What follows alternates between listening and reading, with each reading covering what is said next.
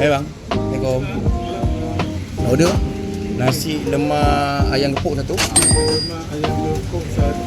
Nasi lemak sambal paru satu. Lemak sama paru satu. Dengan ayam gepuk satu.